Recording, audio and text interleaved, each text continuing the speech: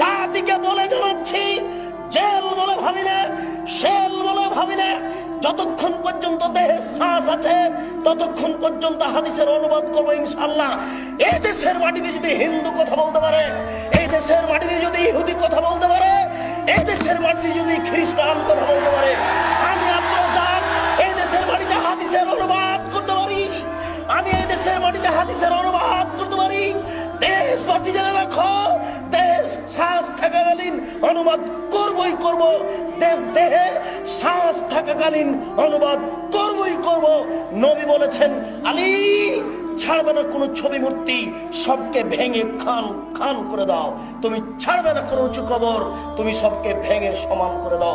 মুসলিম জনাব জজ হাইকোর্টের মালিক জজ সাহেব, আপনাকে বলে রাখছি, আপনি মনে রাখুন, কালকে যদি আমাকে আদালতে দাঁড়াতে হয় তাহলে আমি মুসলিম খুলে আপনার সামনে অনুবাদ করে দেখাবো।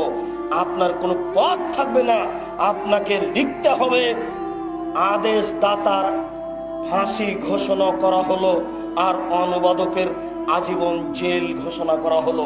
আমি 1 নম্বর আসামি নই। 1 নম্বর আসামি হচ্ছেন মোহাম্মদ সাল্লাল্লাহু আলাইহি সাল্লাম। তিনি হলেন আদেশদাতা, আমি হলাম অনুবাদক। তিনি হলেন আদেশদাতা, আমি হলাম অনুবাদক। তিনি হলেন আদেশদাতা, আমি হলাম অনুবাদক। জজ সাহেব, হাইকোর্ট জজ কোর্টের আপনাকে অনুরোধ করে বলছি, আপনি আমাকে 1 নম্বর আসামি করতে পারবেন না, অসম্ভব। 1 নম্বর আসামি হচ্ছেন মোহাম্মদ সাল্লাল্লাহু আলাইহি সাল্লাম।